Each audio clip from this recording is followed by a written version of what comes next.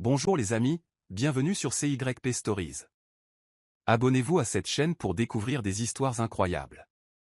N'oubliez pas d'aimer et de partager. N'hésitez pas à nous laisser un commentaire.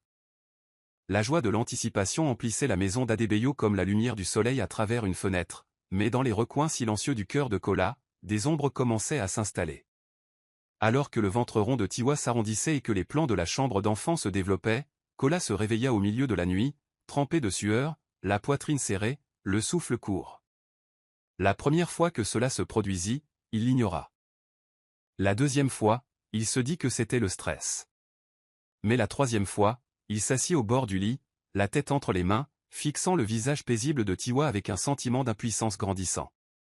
Il ne pouvait s'empêcher de penser, et s'il avait échoué en tant que père? Et s'il avait trop peu aimé, comme ses propres parents? Et s'il ne savait pas se montrer présent? Tiwa remua et lui demanda s'il allait bien. Il répondit par un petit sourire, l'embrassa sur le front et lui dit de se rendormir. Mais intérieurement, il s'effondrait.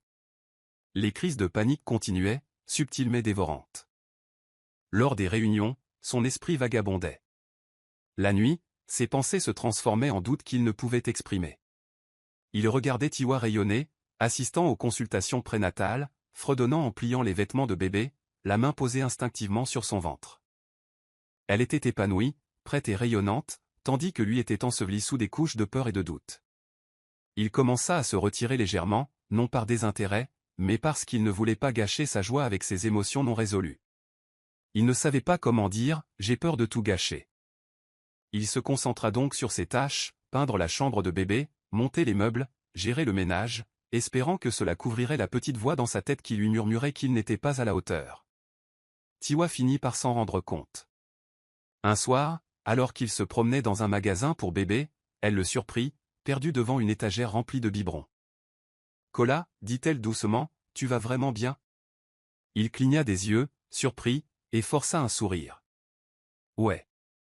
Juste fatigué. » Mais Tiwa n'était pas convaincu. Ce soir-là, après le dîner, elle l'a fait asseoir et lui a dit « Tu peux être honnête avec moi. Je sais que c'est important. Moi aussi, j'ai peur parfois. » Quelque chose dans sa voix le fit craquer. Il expira profondément, les yeux humides, et finit par murmurer « Et si je gâchais tout? Et si je ne pouvais pas donner à notre enfant le père qu'elle mérite ?» Tiwa lui prit la main, calme et posé. « Tu lui as déjà donné plus que la plupart ne le feront jamais. Tu l'aimes. Et tu es présent. C'est ainsi que nous apprenons. Ensemble. » À cet instant, l'obscurité n'a pas disparu, mais elle a relâché son emprise. Tiwa savait que Kola avait besoin de plus qu'un réconfort émotionnel, il avait aussi besoin d'être rassuré concrètement. La semaine suivante, elle les a donc inscrits à un atelier parental d'un week-end dans un centre de bien-être chaleureux de Lucky. Kola a d'abord râlé, sceptique quant aux séances de contact avec des inconnus, mais Tiwa l'a convaincu avec un tréma tiré de son livre préféré après les cours. Le groupe était petit, 6 couples à différents stades de grossesse, tous nerveux, les yeux écarquillés et maladroits. Ils ont commencé par les présentations, puis ont abordé les bases, emmailloter, nourrir, comprendre les pleurs du bébé. Kola a d'abord observé attentivement, les bras croisés, puis s'est mis à participer petit à petit, tâtonnant pour son premier changement de couche sur une poupée d'apprentissage, et a été applaudi lorsqu'il a enfin réussi au 3e essai. Le moment le plus fort a eu lieu lors d'un exercice de rapprochement. Chaque participant devait écrire une peur qu'il ressentait face à la parentalité et la déposer anonymement dans un bol. L'animateur lisait chaque phrase à voix haute. « J'ai peur de ressembler à mes parents », disait une carte. Kola se figea. C'était son écriture. Tiwa le regarda et il hocha lentement la tête. D'autres personnes dans la pièce partageaient les mêmes craintes d'échec, d'incompétence et de perte d'identité. Pour la première fois, Kola réalisa qu'il n'était pas le seul à lutter contre l'incertitude. Ce n'était pas des faiblesses, c'était normal. À la fin de la séance, il riait avec les autres futurs papas, partageant des anecdotes et des conseils. C'était libérateur. Sur le chemin du retour, Tiwa tendit la main et entrelaça ses doigts avec les siens. « Merci, dit-elle, d'être là, même si c'est difficile. » Kola ne répondit pas immédiatement. Il la regarda simplement, puis baissa les yeux vers son ventre et sourit. « Je crois que j'avais plus besoin de cette journée que je ne le pensais. Ce soir-là, ils révisèrent ensemble leurs documents de cours, plaisantant sur leurs moments difficiles. Kola s'entraîna à nouveau à tenir la poupée, cette fois avec assurance. Il ne s'agissait plus d'être parfait. Il s'agissait d'apprendre, d'échouer et de réessayer. Et dans cette humilité, Kola a commencé à retrouver une part de lui-même qui lui manquait depuis des années, celle qui était prête à grandir.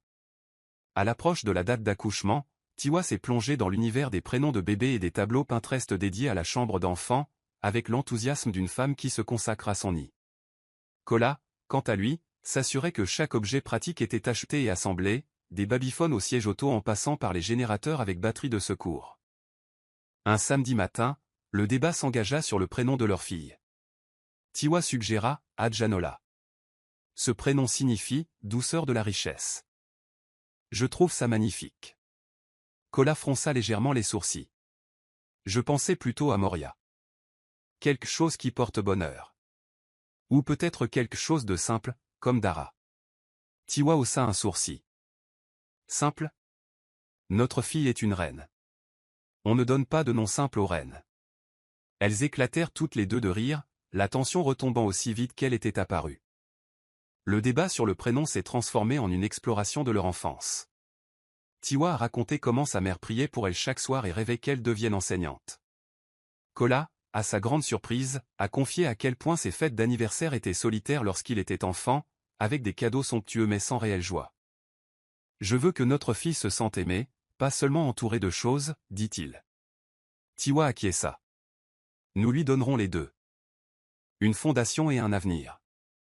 Ce jour-là, ils ont passé des heures dans la chambre d'enfant, à choisir un thème, des murs lavande doux, des nuages peints à la main au plafond et un rocking chair près de la fenêtre. Kola a même acheté un sticker mural sur lequel était écrit « Un amour au-delà des mots, un trésor au-delà de toute mesure ». Tiwa eut les larmes aux yeux en le voyant. Ce soir-là, alors qu'ils assemblaient la garde-robe du bébé, ils ressentirent un sentiment d'unité qu'ils n'avaient pas éprouvé depuis longtemps. Leurs différences de goût ne créèrent pas de distance, mais consolidèrent leur vision. Cette chambre n'était pas réservée qu'aux bébés. Elle reflétait l'apprentissage de deux personnes mêlant vie, culture et histoire pour créer quelque chose de nouveau. Quelque chose d'entier. Tiwa se blottit contre Kola cette nuit-là et murmura, quel que soit le nom qu'on lui donne, elle saura toujours qu'elle a été choisie, aimée et pour laquelle on a prié. Kola l'embrassa sur le front et sourit. Ajinola, murmura-t-il. Douceur de la richesse. Je crois que je suis prêt à l'appeler comme ça. C'est arrivé un mardi soir tranquille. Tiwa se brossait les dents lorsqu'elle tendit la main pour attraper une serviette et glissa sur une petite tache d'eau sur le sol carrelé de la salle de bain. Kola, qui consultait des documents dans le couloir, entendit le bruit et son cri étouffé. Le temps sembla ralentir lorsqu'il se précipita dans la salle de bain et la vit allongée par terre, se tenant le flanc, le visage blême. « Tiwa » cria-t-il, le cœur battant la chamade, tandis qu'il se laissait tomber à ses côtés. Elle tenta de parler, mais grimaça de douleur. Kola n'hésita pas, appela le chauffeur, la prit doucement dans ses bras et la serra fort tout le long du trajet jusqu'à l'hôpital, l'esprit brouillé par les pires scénarios. Chaque obstacle sur la route lui semblait une menace. Chaque seconde qui passait lui semblait une éternité. À l'hôpital, les médecins l'ont emmené d'urgence pour un examen. Kola arpentait la salle d'attente comme un animal en cage, rejouant la scène encore et encore. Il s'en voulait de ne pas avoir réparé la fuite, de ne pas avoir été là à la seconde même, de tout ce qu'il aurait pu faire différemment. Lorsque le médecin est finalement sorti avec un sourire serein, affirmant que le bébé allait bien et que Tiwa avait juste besoin de repos, Kola a failli s'effondrer de soulagement. Il entra dans sa chambre et la vit se reposer paisiblement, un 4 dans sa main, le moniteur émettant un bip continu. Il approcha une chaise et s'assit en silence, lui tenant la main, les larmes aux yeux. Ce deuil l'avait mis à nu. « J'ai failli te perdre », murmura-t-il. Quand Tiwa se réveilla et le vit, elle sourit faiblement et murmura « Tout va bien ». Kola ne put plus se retenir. Il s'effondra, sanglotant doucement dans sa paume. « J'avais tellement peur. Je pensais vous avoir déjà déçus tous les deux. » Tiwa tendit la main, faible mais ferme. « Tu ne l'as pas fait. Tu étais là au moment le plus important. » Cette nuit-là, allongé sur le divan d'hôpital à côté de son lit, Kola fit une promesse, à lui-même, à elle et à leur fille à naître. Il les protégerait, les aimerait et serait là, quoi qu'il arrive. Ses peurs n'avaient pas disparu, mais quelque chose d'autre avait pris leur place, le courage. Kola ne s'attendait pas à voir son père ce matin-là. Il était à genoux dans la chambre d'enfant, essayant d'assembler les dernières pièces du berceau en bois lorsque le majordome annonça « Le chef Adebayo est là pour vous voir ».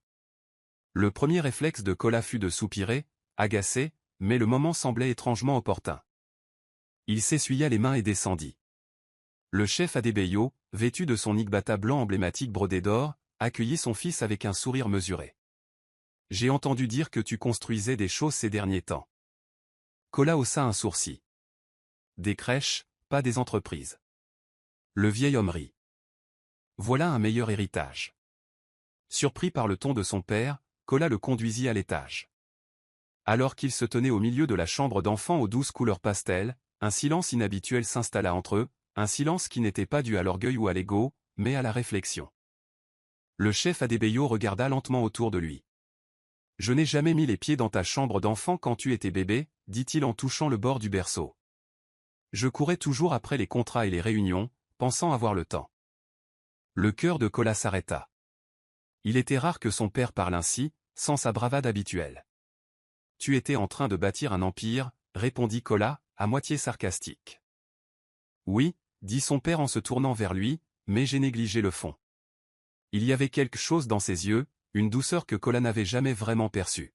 « Tu as peur, n'est-ce pas » demanda le chef Adebayo. Kola ne le niait pas. Chaque jour. Son père hocha lentement la tête. Bien. Seul un homme effrayé comprend le poids de ce qu'il porte. Mais ne laissez pas la peur vous paralyser. Que cela aiguise ta détermination. Avant de partir, le chef Adebayo posa une main sur l'épaule de Kola et lui dit « Tu es déjà meilleur que moi.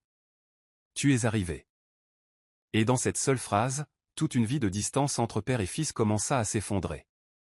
Kola retourna ensuite à la chambre d'enfant et contempla le berceau presque terminé, le cœur battant doucement dans sa poitrine. Il prit un tournevis et, avec une étrange paix qui l'envahit, termina de serrer la dernière vis. Pour la première fois depuis longtemps, Kola n'était plus hanté par ce qu'il ne voulait pas devenir. Il était inspiré par ce qu'il pouvait être. Pas un père parfait. Mais un présent. Et c'était plus que suffisant. Tiwa avait toujours aimé les mots. Elle croyait qu'il fallait écrire les choses, les rêves, les soucis et les souvenirs qu'elle ne voulait jamais perdre. Un après-midi tranquille, alors que la pluie claquait contre les fenêtres et que l'air embaumait le chin-chin fraîchement cuit, Tiwa s'assit à son bureau et commença à écrire une lettre à sa fille qu'elle n'avait pas encore rencontrée.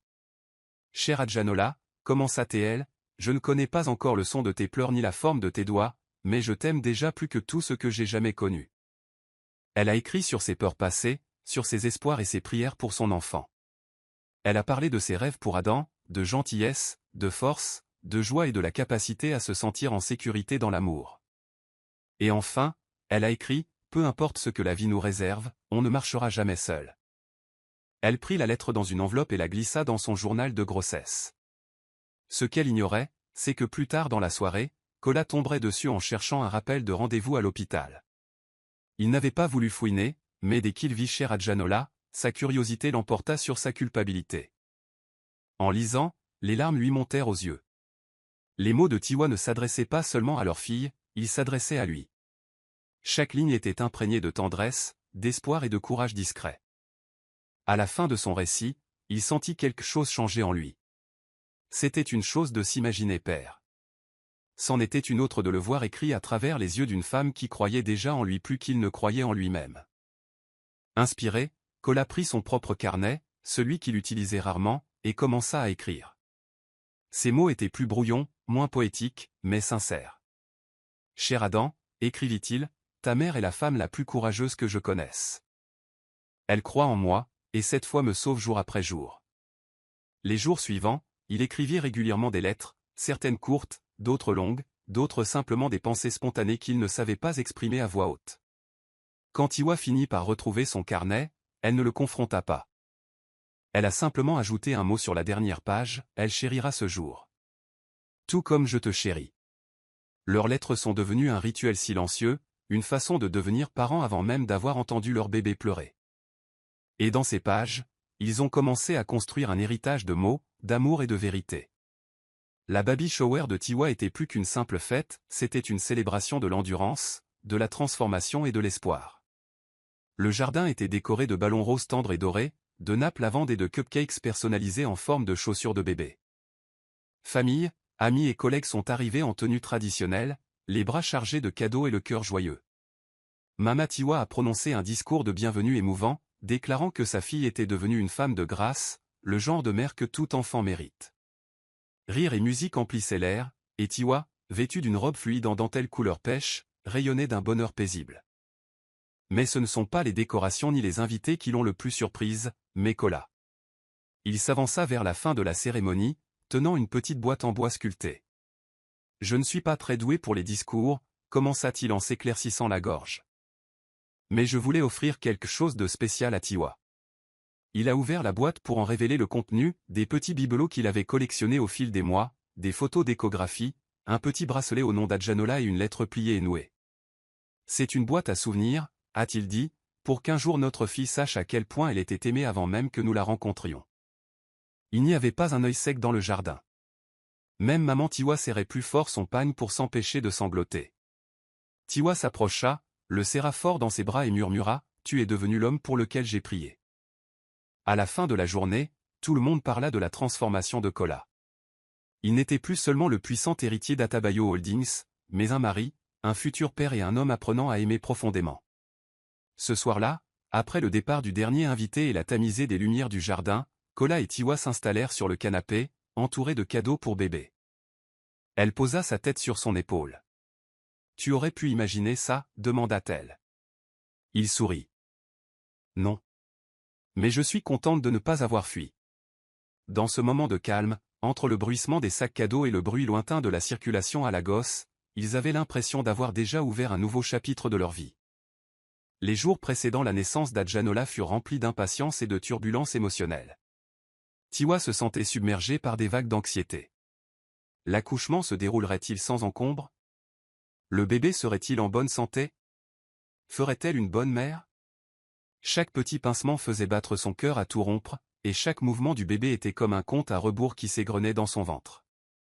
Kola, toujours attentif, remarqua le changement. Il décida alors de devenir son ancre. Il commença à se lever tôt pour lui préparer le petit déjeuner, à faire des courses sans qu'on lui demande et à lui faire des massages tous les soirs.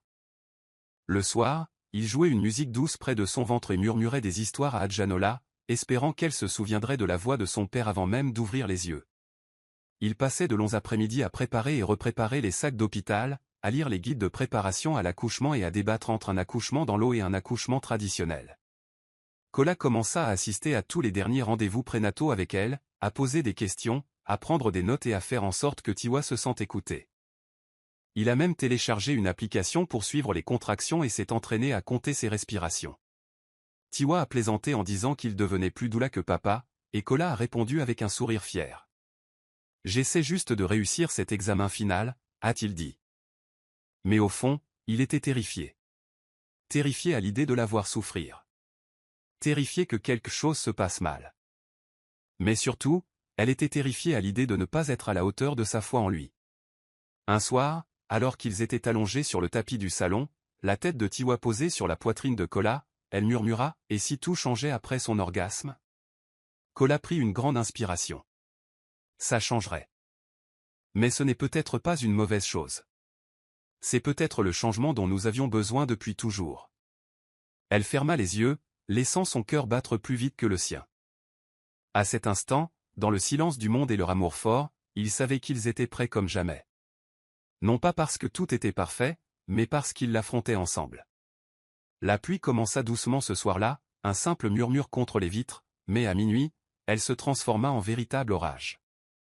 Le tonnerre grondait au loin tandis que Tiwa se retournait dans son lit pour ce qui lui semblait être la 100e fois. Son dos lui faisait mal, ses pieds étaient enflés et une vive crampe lui traversait le bas-ventre. Elle gémit doucement, se demandant si c'était une fausse alerte. Mais la situation se reproduisit, plus fort cette fois. Elle se redressa lentement, le souffle court. « Kola » murmura-t-elle en le poussant du coude. Il s'agita, à moitié endormi. « Bébé, je crois. Je crois qu'il est temps. » Les mots restèrent suspendus dans l'air, et d'un seul coup, son sommeil s'envola. Kola sortit du lit en quelques secondes, les yeux écarquillés et mal préparés malgré toutes les répétitions. Il l'aida doucement à se relever tandis qu'elle lui agrippait le bras, une nouvelle contraction la faisant grimacer. La panique le submergeait, mais il garda une voix calme. Bon, sac d'hôpital. Téléphone. Conducteur. Il parcourut la liste de contrôle à voix haute, essayant de se calmer tout en la calmant. Dehors, la pluie s'abattait sur le sol avec fureur, et le terrain se transformait rapidement en rivière. Kola appela le chauffeur, mais l'homme était coincé à l'autre bout de la ville à cause des routes inondées. Sans hésiter, Kola prit les clés de la voiture. On n'attend pas, dit-il en aidant Tiwa à descendre les escaliers, une marche après l'autre. Des éclairs zébraient le ciel tandis qu'il roulait sous la pluie battante. Tiwa respirait par à-coups, rythmé, tandis que Kola la guidait depuis le volant, priant à voix basse tandis qu'il naviguait dans la circulation de Lagos, klaxonnant et arrosant le ciel. Chaque minute lui semblait durer 1 heure. Lorsqu'ils arrivèrent enfin à l'hôpital, des infirmières sortirent précipitamment avec un fauteuil roulant. Kola les suivit dans les couloirs, trempé jusqu'aux os, mais refusant de la quitter. La main de Tiwa serrait fermement la sienne, comme un bouet de sauvetage malgré la douleur. « Tu vas très bien », murmura-t-il encore et encore, même si elle était trop épuisée pour l'entendre. Les contractions s'intensifièrent. Les médecins intervinrent rapidement, et tout semblait surréaliste. Alors que Tiwa était emmené en salle d'accouchement, Kola s'arrêta devant la porte, le cœur battant. « Monsieur, vous entrez » demanda une infirmière. Il prit une inspiration, hocha la tête et entra. Il avait promis d'être présent et, dans ce moment de chaos et de vie, il tint parole. La salle d'accouchement était un véritable tourbillon de lumière vive, de moniteurs sonores et de mains agiles. Les cris de Tiwa emplissaient l'espace, rauques, gutturaux et puissants. Kola se tenait près d'elle, lui tenant la main de toutes ses forces, murmurant des encouragements tandis que des larmes coulaient sur son visage. « Tu peux y arriver » répétait-il sans cesse, même s'il peinait à se contenir. Les minutes passèrent comme des éternités, mais Tiwa persévéra avec une force que Kola ignorait jusqu'alors. Elle hurla, se précipita et donna tout ce qu'elle avait jusqu'à ce qu'enfin, un son vienne percer le chaos. Un cri.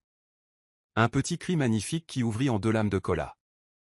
Il baissa les yeux tandis que le médecin tenait leur fille, lisse et parfaite, les poings serrés en signe de protestation. « Voulez-vous couper le cordon » demanda doucement l'infirmière. Kola hocha la tête, les mains tremblantes, tandis qu'il prenait les ciseaux. Au moment où il coupa le cordon, quelque chose d'intangible, de spirituel, se produisit. C'était plus que de la biologie. C'était un mélange de connexion, de responsabilité et de but. L'infirmière lui tendit un paquet enveloppé dans une serviette, et Kola fixa le visage de sa fille pour la première fois. Ses yeux étaient toujours fermés, sa bouche poussait de petits cris, et elle ressemblait à Tiwa et à lui, mais plus que tout, elle ressemblait à un miracle. Sa voix se brisa lorsqu'il murmura à Janola, « Tu ne connaîtras jamais un jour sans amour. » Il l'embrassa sur le front, submergé par une émotion si pure qu'elle le fit s'agenouiller près du lit.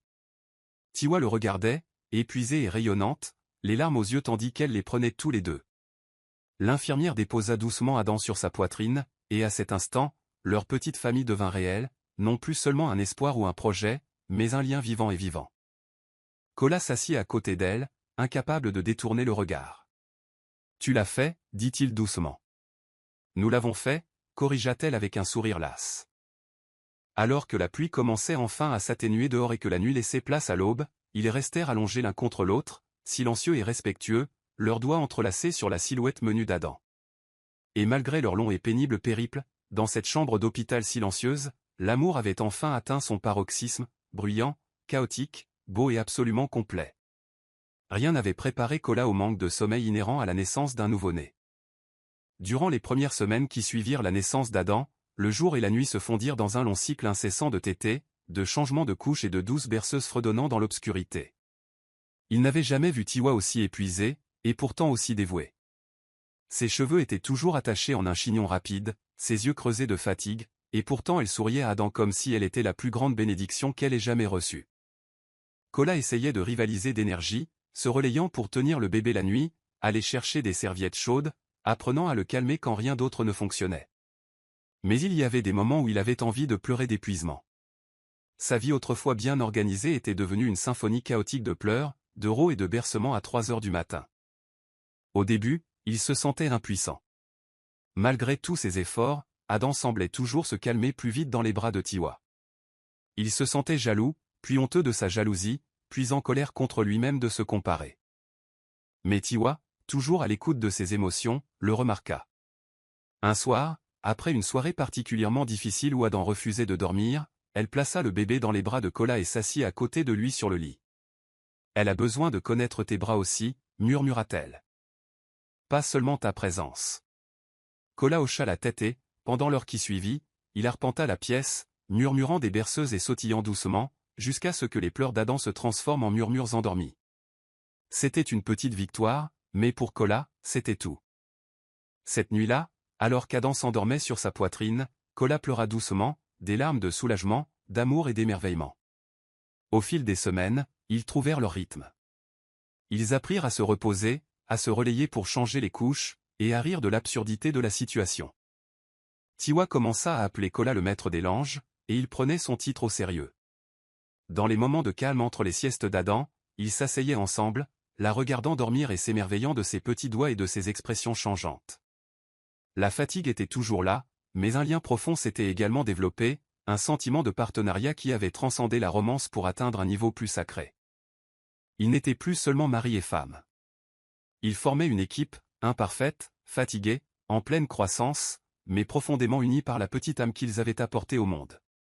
Le premier rire survint par un chaud dimanche matin. Kola venait de changer la couche d'Adam, une tâche qu'il abordait désormais avec assurance et rapidité. Il la tenait dans ses bras et lui parlait de sa voix aiguë et niaise qu'il n'utilisait que lorsqu'ils étaient seuls. « Qui est la princesse de papa ? » ?»« C'est toi. »« Oui, c'est toi, » chanta-t-il en lui chatouillant doucement le menton. Et puis c'est arrivé, bref et inattendu, mais indéniable.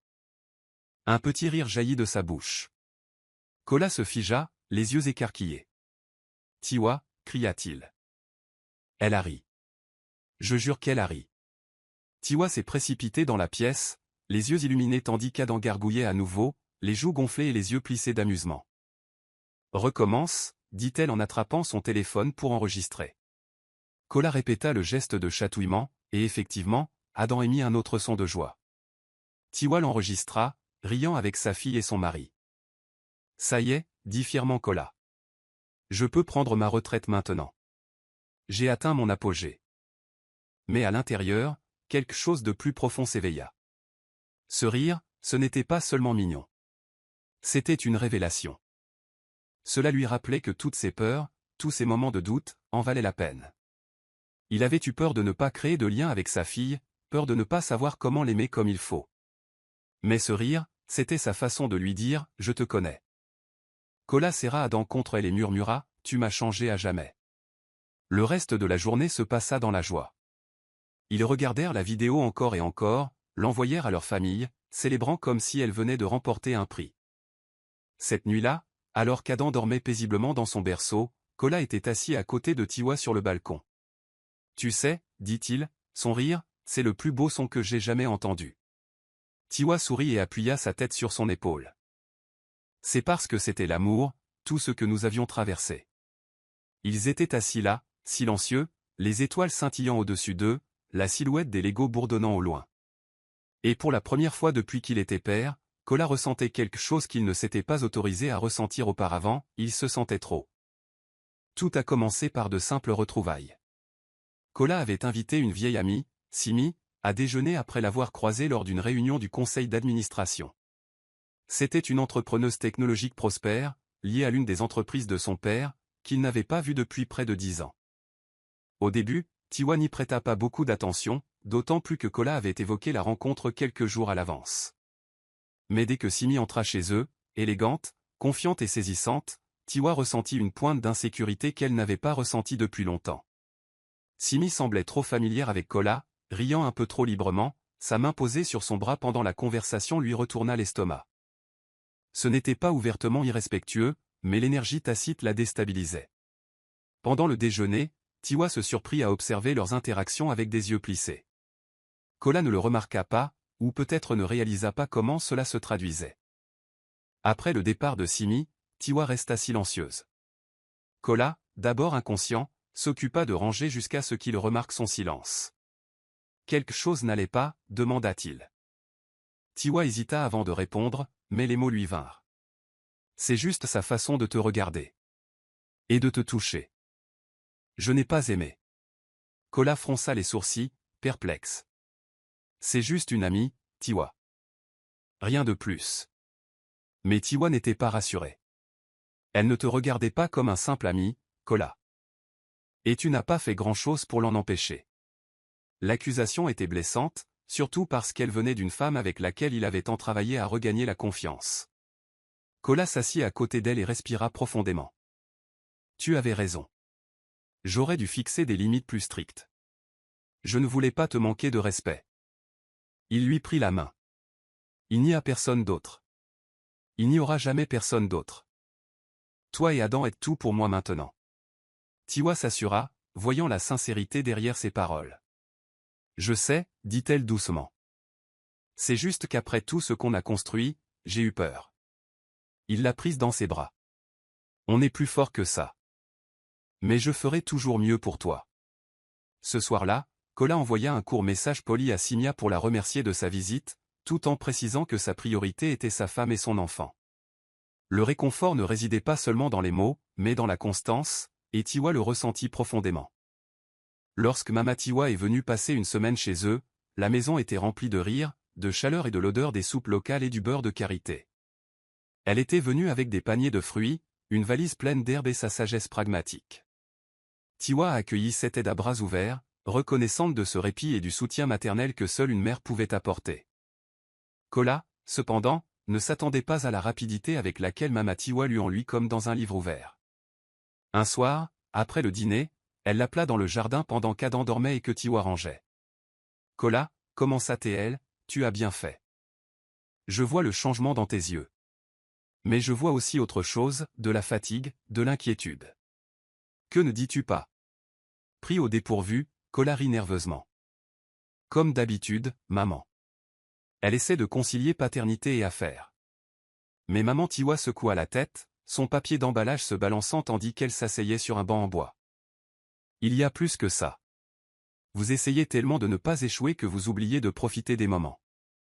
Être parent n'est pas une tâche à accomplir, c'est un cadeau à recevoir. Ces paroles la touchèrent plus profondément que prévu. Kola s'assit à côté d'elle, silencieuse. Elle continua d'une voix douce mais ferme. Votre père n'a peut-être pas su témoigner de l'amour, mais cela ne signifie pas que vous répéterez son histoire. Vous en écrivez déjà une nouvelle. Mais vous devez abandonner la peur d'être à une erreur près de devenir comme lui. Ils restèrent assis en silence un moment avant qu'elle ne lui tapote doucement le dos. Votre fille n'a pas besoin de perfection. Elle a juste besoin de présence. Et ta femme? Elle a autant besoin de ton rire que de ta protection. Kola ravala des larmes inattendues et hocha la tête. Merci, maman. Elle sourit. Maintenant, rentre et tiens ce bébé comme si c'était ta plus grande bénédiction. Parce que c'est le cas. Cette nuit-là, Kola ne s'est pas contenté de bercer Aden. Il l'a serré plus longtemps que d'habitude, fredonnant des berceuses que sa mère chantait, réalisant que dans la douceur de la paternité, il guérissait lui aussi. Et pour la première fois depuis des semaines, il a ri, librement, ouvertement, et du fond du cœur. Après des mois de complicité avec Aden, retrouver la salle de réunion était pour Kola un véritable univers. Le brouhaha des présentations, l'odeur du bois ciré et la structure rigide des emplois du temps de l'entreprise lui semblaient étrangers, lui qui vivait désormais au rythme des siestes et des berceuses. Kola se surprit à hocher la tête pendant les réunions, calculant mentalement quand aurait lieu le prochain repas d'Aden ou si Tiwa avait pensé à prendre ses vitamines. En tant que PDG d'Adebayo Holdings, il ne pouvait se permettre de relâcher ses efforts, mais il peinait à concilier ses responsabilités. Tout s'est effondré le jour où il a failli manquer le rendez-vous de vaccination d'Aden, un moment que Tiwa lui avait rappelé à maintes reprises. Il était en pleine conversation Zoom avec des investisseurs étrangers lorsque son téléphone a vibré. C'était une photo d'Aden dans sa petite tenue de vaccination, avec un court message « Tu nous as manqué aujourd'hui ». Kola fixait l'écran, la culpabilité le tenaillant comme un étau. Il annula immédiatement son prochain rendez-vous et se précipita chez lui. Tiwa ne dit pas grand-chose à son arrivée, mais sa déception discrète en dit long. Ce soir-là, autour d'un simple repas, elle lui dit doucement « Tu as le droit de bâtir ton empire, Kola. N'oublie juste pas le royaume que tu possèdes déjà chez toi. Ces paroles n'étaient pas accusatrices. Elles étaient un rappel, un rééquilibrage, et elles le touchèrent plus profondément que n'importe quel échec d'entreprise. Le lendemain, Kola prit une décision. Il a rencontré son assistante de direction et a commencé à réorganiser son emploi du temps, consacrant matinées et soirées exclusivement à sa famille. Il a délégué davantage et a même rapproché certaines opérations de son domicile. Ce n'était pas facile, et il avait encore du mal à refuser certains contrats, mais il gardait en tête l'image du sourire fatigué de Tiwa et du regard confiant d'Aden. L'équilibre n'était pas une question de perfection. Il s'agissait de prioriser ce qui comptait vraiment. Et petit à petit, avec détermination et effort, Kola a commencé à créer un rythme qui honorait à la fois son ambition et son cœur. Après des semaines d'adaptation à la nouvelle normalité, Tiwa a suggéré une escapade, un week-end tranquille dans un complexe hôtelier en bord de mer à Alash, où les téléphones pourraient être éteints et le temps s'étirer. Kola était d'abord hésitant à voyager avec un bébé, mais l'idée de se déconnecter du monde et de renouer avec sa famille l'attirait profondément. Ils ont fait leur bagage léger mais avec soin, emportant tout, du lit parapluie d'Aden à sa girafe en peluche préférée. À leur arrivée au complexe hôtelier, la brise chaude et l'air salin les accueillirent comme un vieil ami. Le bruit des vagues s'écrasant sur le rivage était apaisant, exactement ce dont ils avaient besoin. Pour la première fois depuis des mois, il n'y avait plus d'alarme, plus de réunions à la chaîne, plus de visiteurs. Ils étaient tous les trois, allongés sous une cabane ombragée, partageant leur repas pieds nus et regardant Aden rire lorsque ses orteils touchèrent le sable pour la première fois. Kola la porta dans les vagues peu profondes, riant et poussant des cris de joie. Tiwa immortalisa l'instant avec son appareil photo, mais plus que cela, elle capta l'émotion gravée sur le visage de Kola, une joie pure et sans réserve. Le soir, après avoir couché Aden, ils s'assirent près d'un feu de camp sur la plage, les doigts entrelacés, parlant de tout et de rien. « C'est ce que nous sommes maintenant », murmura Tiwa.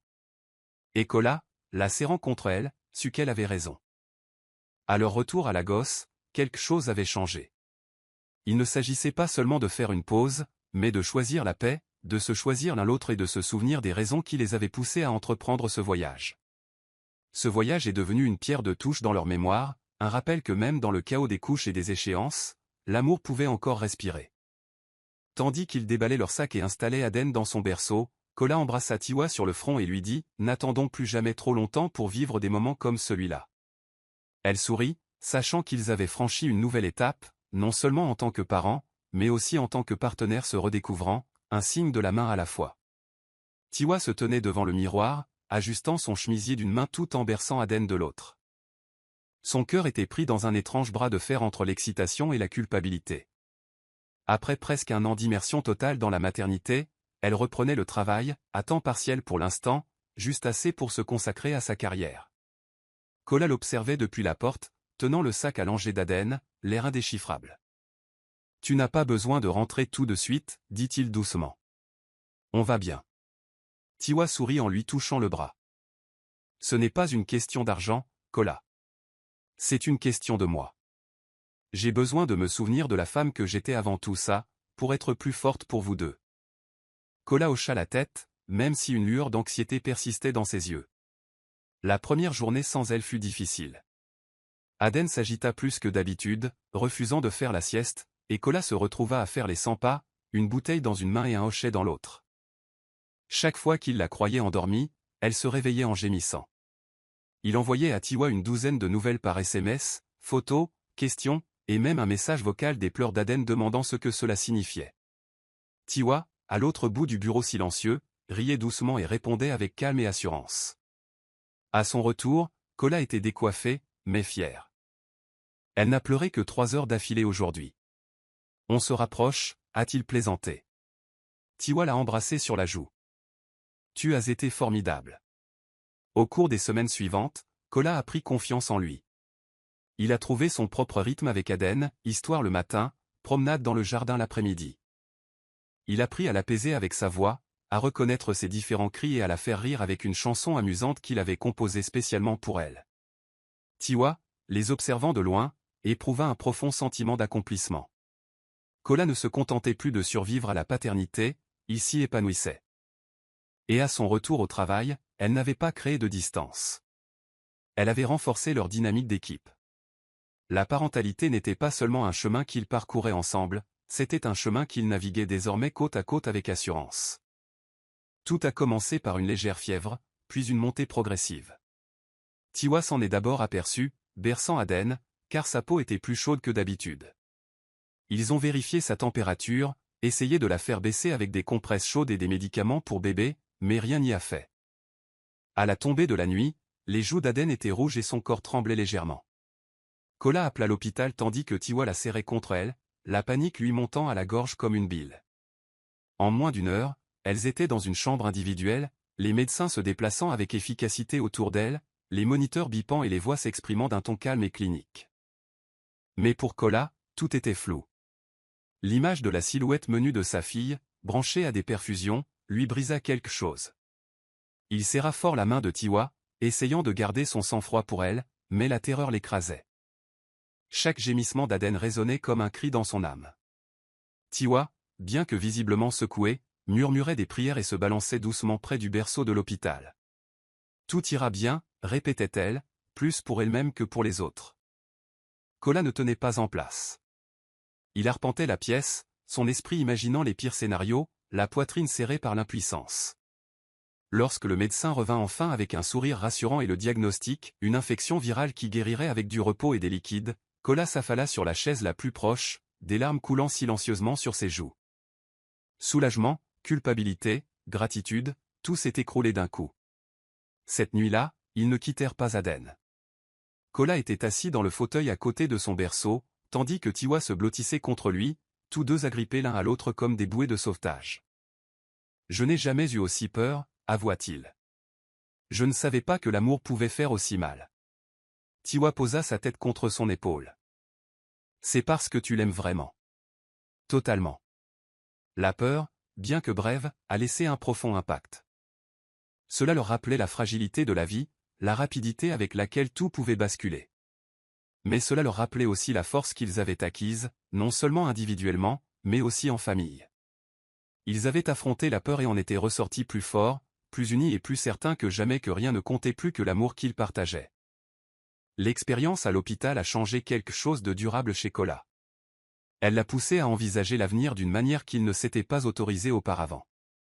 Un après-midi tranquille, il s'est retiré dans son bureau et a sorti un journal relié en cuir. Sur la première page, il écrivit « Pour Adjanola, ma lumière ». Puis, d'un trait long et régulier, il commença à rédiger une lettre, non pas un simple testament au sens juridique du terme, mais un héritage empreint de vérité émotionnelle. Il y écrivit sur l'amour et la peur, sur les erreurs et les leçons. Il a parlé de ce que signifiait être un homme, un partenaire, et maintenant un père. Il a écrit sur son propre père et sur la façon dont la douleur lui avait appris à choisir la douceur plutôt que la force. « Tu as le droit de pleurer », a-t-il écrit. On a le droit d'aimer bruyamment. La lettre s'étendait sur plusieurs pages et, une fois terminée, elle était chargée de sens. Il la glissa dans une enveloppe et la glissa dans la même boîte à souvenirs que celle de la baby shower, maintenant remplie du premier body d'Adjan, des étiquettes d'hôpital et de la lettre ouverte de Tiwa. Ce soir-là, après le dîner, il le tendit à Tiwa. « Ne l'ouvre pas maintenant. Garde-le pour elle. Pour quand elle sera plus grande. » Tiwa le prit, d'abord perplexe, mais quelque chose dans son regard la fit hocher la tête. « Tu as beaucoup réfléchi ces derniers temps, dit-elle doucement. Kola hocha la tête. Elle me faisait réfléchir à tout. À qui j'étais. Ce que je deviens. Tiwa se pencha et l'embrassa sur le front. Tu es déjà devenu tout ce dont elle a besoin. Cette nuit-là, tandis qu'Adjan dormait paisiblement dans son berceau, Tiwa ouvrit la boîte à souvenirs et déposa délicatement l'enveloppe à côté des autres. Elle ne la lut pas, respectant sa demande, mais la serra contre sa poitrine, ressentant le poids de sa signification. Dans la transformation de Kola, elle vit la guérison d'une génération.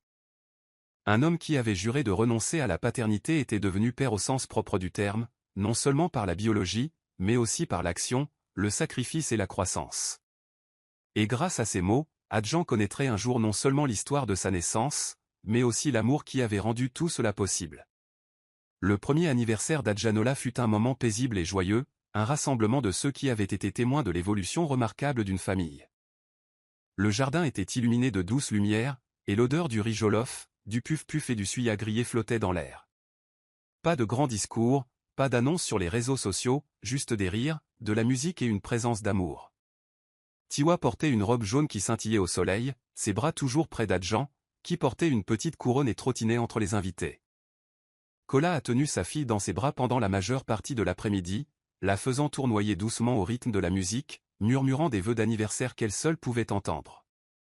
Au moment de couper le gâteau, Kola a surpris Tiwa avec un collage photo encadré, récit visuel de leur aventure. Le mariage. La grossesse. La chambre d'enfant. La nuit à l'hôpital. Le premier rire d'Adjan. Leur premier voyage en famille. Au centre, un mot manuscrit, tu m'as donné tout ce que je ne savais pas vouloir. Je suis libre maintenant, parce que tu m'as aimé au-delà de mes peurs. Les yeux de Tiwa se remplirent de larmes tandis qu'elle tenait le cadre, émue au-delà des mots. Elle lui tendit son propre cadeau, un petit album photo intitulé « Devenir papa », rempli de clichés spontanés de Kola avec Adjan, du premier jour jusqu'à ce matin-là. Elle grandira en sachant qui tu es vraiment, murmura Tiwa, parce que tu as choisi d'être lui. Alors que le soleil commençait à se coucher et que les invités s'apprêtaient à partir, Kola s'assit avec Tiwa sur la balançoire du jardin, Adjan endormi dans ses bras. Le doux balancement, la brise, le doux bourdonnement des cigales, c'était une paix réelle et tangible. J'avais l'habitude de penser qu'être père me piégerait, dit-il en regardant la petite poitrine d'Adjan se soulever et s'abaisser. Mais je ne me suis jamais senti aussi libre. Tiwa posa sa tête sur son épaule. C'est parce que tu vis enfin avec ton cœur. Il hocha la tête, submergé par l'émotion. Et tandis que les étoiles apparaissaient au-dessus d'eux, Kola réalisa quelque chose de puissant, il n'avait pas seulement survécu à la paternité, il était né de nouveau grâce à elle. L'homme qui avait autrefois rejeté l'amour le tenait désormais dans ses bras. Et cette fois, il ne le lâcherait plus. Merci d'avoir regardé. Dites-nous ce que vous avez aimé dans cette histoire. N'oubliez pas d'aimer et de vous abonner. Activez également les notifications de publication pour recevoir les nouvelles histoires.